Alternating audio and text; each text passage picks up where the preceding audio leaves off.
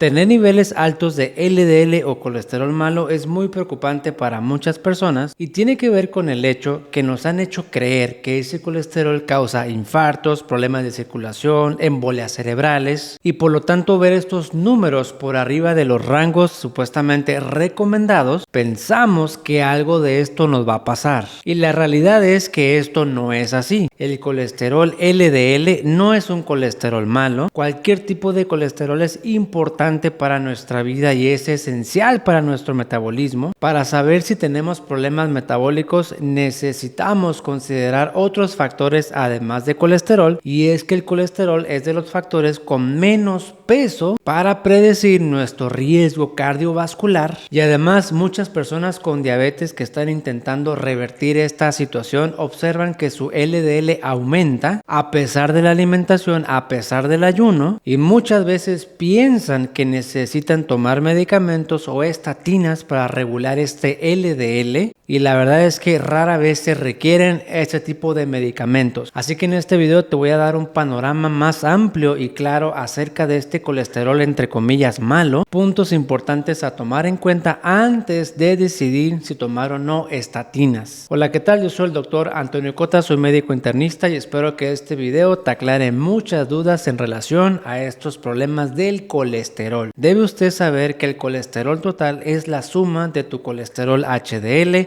LDL y VLDL. La mayor parte de las veces únicamente se mide y se toma en cuenta el colesterol HDL y el LDL. Se le llama colesterol bueno al HDL porque tenerlo elevado o alto te protege de alguna complicación cardiovascular, y el LDL, tenerlo elevado, se le dice malo porque históricamente nos han hecho creer que ese colesterol causa infartos. Pero ahí viene el detalle: el LDL no es un colesterol malo, depende del tipo de LDL que uno tenga en circulación. Existe el subtipo A, que es un tipo de LDL no denso y que no te obstruye las arterias. En cambio, el subtipo B es un tipo de LDL más denso y que este sí está más asociado a los problemas cardiovasculares. Habitualmente se mide la cantidad de LDL, pero no se mide la calidad de ese LDL. Observe que los triglicéridos no forman parte del colesterol total. Sin embargo, son súper importantes. Es otro tipo de grasa que de hecho es mucho más crucial tener el triglicérido bien que el LDL. En cuanto a los niveles óptimos, tradicionalmente se nos enseña que el colesterol LDL debe de estar al menos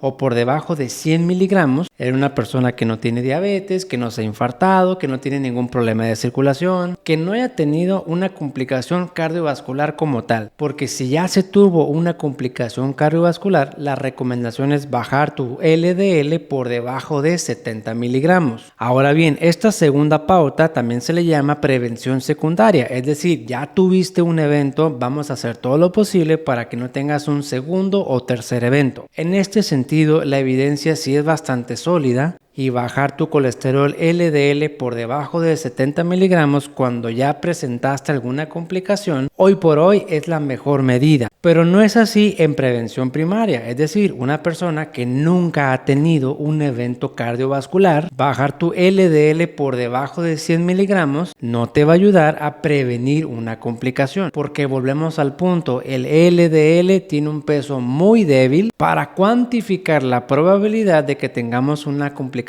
cardiovascular. Es más importante el panorama completo: tu presión arterial, fumas, tomas, eres sedentario, qué medicamentos usas, cómo está tu nivel de glucosa, tu resistencia a la insulina, tu inflamación crónica. Eso tiene mayor significado. Ejemplo, ¿qué pasa con una persona que tiene azúcar de 300, toma muchos medicamentos para la presión arterial, usa insulina, fuma, toma, pero que empieza a cuidarse, baja el azúcar a 100, deja la insulina, la presión se regulariza, no toma medicamentos, deja el cigarro, deja el alcohol, empieza a hacer ejercicio, todo marcha favorablemente excepto que el LDL se mantiene elevado, ¿no? 177. Doctor, pero es que me voy a infartar, voy a tener problemas, mi doctor me está recomendando estatinas. A ver, el panorama completo nos dice que este riesgo cardiovascular ha disminuido drásticamente por los demás factores que son mucho más significativos que únicamente tu LDL aislado. Más bien, ahí lo que hay que hacer es preguntarnos por qué todo está mejorando excepto el LDL. Dentro de esas posibilidades, la número 1 es la alimentación. Falta de fibra vegetal, exceso de grasas en la dieta, presencia de aditivos en la dieta o bien estamos incluyendo grasas no saludables. Doctor, es que yo ya bajé los carbohidratos de la comida, estoy haciendo bastante ayuno intermitente. Sí, de acuerdo, eso es súper importante, pero también los otros puntos que acabamos de mencionar. Una dieta no es saludable porque haya pocos carbohidratos. Una alimentación es saludable porque cumple con un conjunto de características. El punto número 2 es que,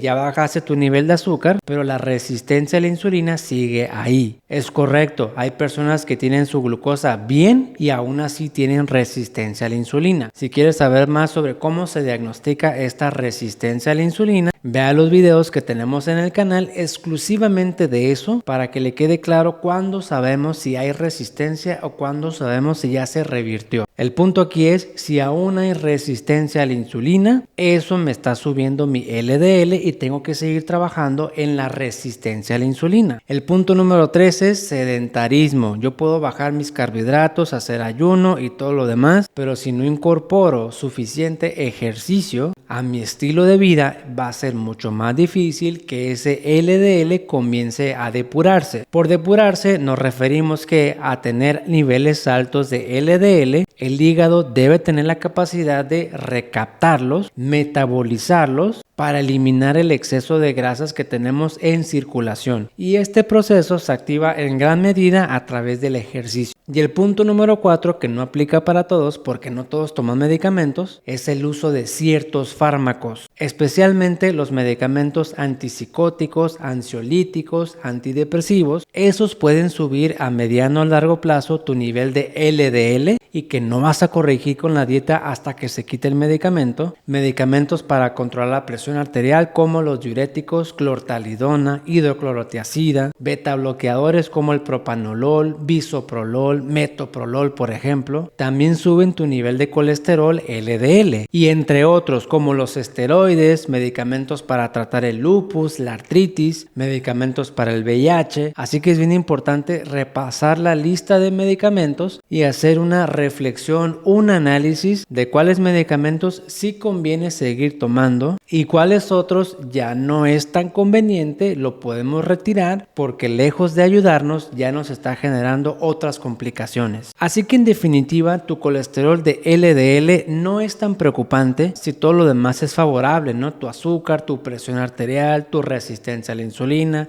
el peso. A lo mejor no estamos en niveles óptimos, pero hemos avanzado bastante. Eso disminuye drásticamente tu riesgo cardiovascular. Al menos aquí en México los laboratorios incluyen un resultado que se llama índice aterogénico. Pero honestamente ese índice aterogénico no nos ayuda mucho a tomar una decisión o hacer algún cambio en la conducta terapéutica. También es importante mencionar que los niveles óptimos de colesterol hoy en día está en mucho debate. De hecho, hay evidencia que dice que el colesterol total puede estar hasta 250 miligramos y no representa ningún problema. La recomendación habitual es bajar el colesterol por debajo de 200 miligramos. Hay autores que dicen que tu colesterol LDL puede estar hasta 130 miligramos, algunos se van más arriba, 170 miligramos en determinadas situaciones. El mensaje con el cual me gustaría que se quedara es que los niveles de colesterol actuales recomendados están diseñados para que el médico tratante prescriba medicamentos para bajarle el nivel de colesterol a diestra y siniestra. Pero en realidad el impacto cardiovascular es muy poco en comparación de las otras intervenciones que se pueden hacer